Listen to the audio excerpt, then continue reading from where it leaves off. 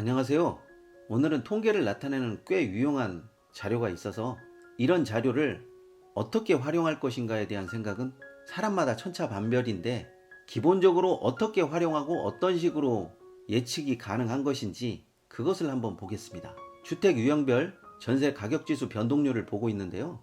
단순히 이런 통계라든지 차트 같은 것을 보게 되면 어느 정도 올랐다 이런 게 아니라, 기준점을 무엇으로 삼았고 어느 정도 상승했고 앞으로 이 상승 추세가 꺾일 것인지 말 것인지 이런 부분으로 활용하면 좋겠습니다.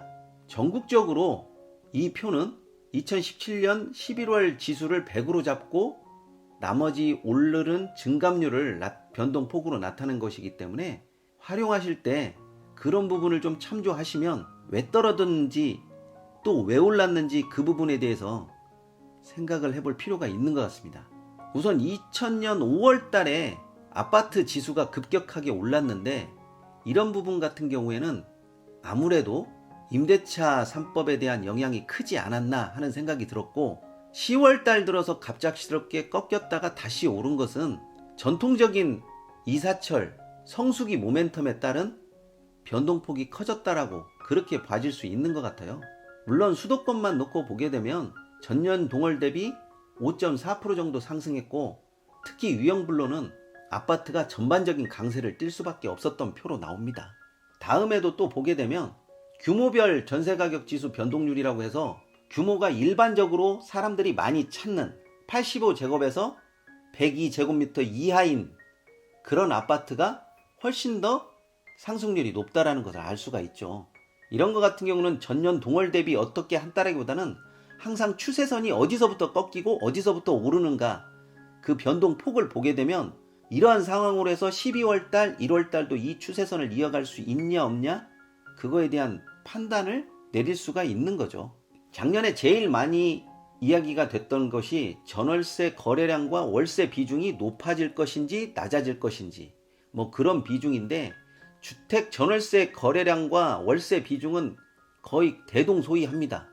다만 전세에 대한 물량이 워낙 감소되다 보니까 월세 비중이 높아졌다가 떨어졌다가 상대적으로 또 올랐다가 하는 그런 부분의 변동폭도 이런 차트를 놓고 보시면서 예측을 해볼 필요가 있는 거죠. 특히 이 표만 놓고 보면 수도권 같은 경우에는 월세 비중이 늘어나는 추세이고요, 지방 같은 경우에도 월세 비중이 42.5%로 전국의 월세 비중보다 2.5% 정도 높은 수준이에요. 그러면 앞으로도 월세 비중이 점점 더 높아갈 수 있다는 걸 예측할 수가 있고, 특별한 모멘텀이 나오지 않는 이상 이런 월세 비중이 꺾일 것 같지는 않습니다. 주택 유형별 매매 가격 대비 전세가율인데요, 이것도 마찬가지로 주택이 어디에 있느냐, 또 어떤 유형의 주택이냐, 이거에 따라서 가격이 천차만별로 많이 나눠지는 것 같은데, 실질적으로 놓고 보면 아파트의 추세선이 거의 꺾이지가 않습니다. 따라서 앞으로도 그렇고 아파트에 대한 선호도가 더 높아졌으면 높아졌지, 연립이나 단독주택의 선호도가 더 높아질 것 같지는 않습니다.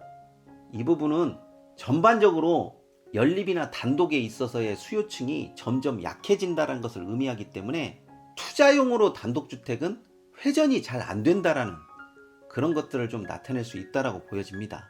뭐니 해도 아파트 전세 가격입니다. 그런데 아파트 전세 가격은 전국적으로 많이 올랐다라고 생각은 들었어도, 이것을 통계나 수치상으로 놓고 보면 어느 정도 올랐는지가 명확하게 나와 있죠.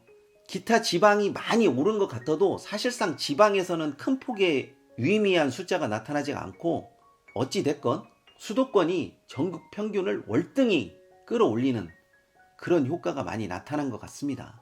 특히 눈여겨봐야 될 것 같은 경우는 평균 전세 가격이 전월 대비 계속적으로 오른다라는 거.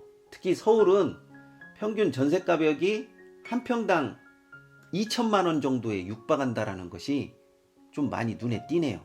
이런 부분은 차트를 내가 어떻게 보면서 이 추세선이 꺾이지 않는다라고 보면 적극적으로 어떤 부분을 더 활용할 수 있을 것인가를 예측할 수 있다는 거죠. 2020년 12월 달까지의 통계는 아직까지 만들어지지 않았는데, 이 추세선이 크게 무너지지 않기 때문에 이 정도의 통계로도 어느 정도는 가늠이 가능한 거죠.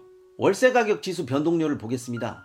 월세는 다 알다시피 전세차 입법으로 인해서 임대차 입법으로 인해서 월세로 전환하려는 속도가 굉장히 빨라졌는데 그 부분도 대체적으로 아파트가 선도하고 있어요.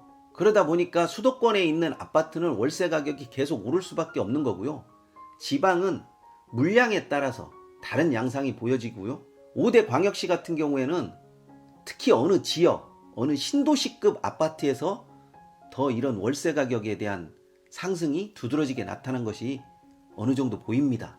말도 많고 탈도 많은 전월세 전환율인데요. 전월세 전환율이 급격하게 뭔가 이루어질 수 있었던 것 같아도 사실상 5대 광역시를 제외한 8개 도시의 전월세 전환율은 오히려 7.2%로 전월 대비 많이 하락한 편이에요. 이것은 이사철이 지났다라고 하는 것도 어느 정도 감안할 수가 있다라고 하지만 전세가 급격하게 월세로 쏠리지 않는다라는 것이 지방은 어느 정도 드러날 수 있다라는 거죠. 수도권 평균 월세 보증금은 아파트 같은 경우에는 6,600만 원 정도, 연립은 3,200만 원 정도, 단독은 8,300만 원 정도가 되어 있는데 사실상 이 월세 보증금은 크게 의미가 없어요. 왜냐하면 이 월세 보증금으로 인해서 월세 보증금이 낮으면 월세가 더 높은 것이고요. 또 거기에 따른 반전세나 전세의 개념이 너무나 많은 식으로 편법과 또 합법의 중간적인 성격을 많이 띠고 있기 때문에 평균 월세 보증금이 오르냐 떨어지냐 이 부분만 놓고 보면 되는데 지방 같은 경우는 월세 보증금이 높아지고 대신에 월세가 낮아지는 경향이 좀 두드러지고요. 수도권과 서울과 같은 경우에는 월세 보증금이 낮아지고 대신 월세가 올라가는 아니면 보증금이 높고 보이지 않는 월세가 또 생겨나고 뭐 이런 부분이 좀 많이 늘어나는 것 같습니다. 통계로만 놓고 보면 주거용에 관계되는 부동산은 가격이 쉽게 꺾이지 않는다라는 게 어느 정도 수치상으로 드러나는 것 같습니다. 물론 여기에는 지방마다 또는 지역마다 개발 호재에 따른 뭐 그런 것들이 어느 정도는 있겠지만 2021년도에는 확실한 개발 호재나 뚜렷한 가격 상승의 모멘텀이 없으면 안 올랐다고 해서 접근하시게 되면 의외로 꼭지를 잡을 수 있다라는 생각이 좀 드네요.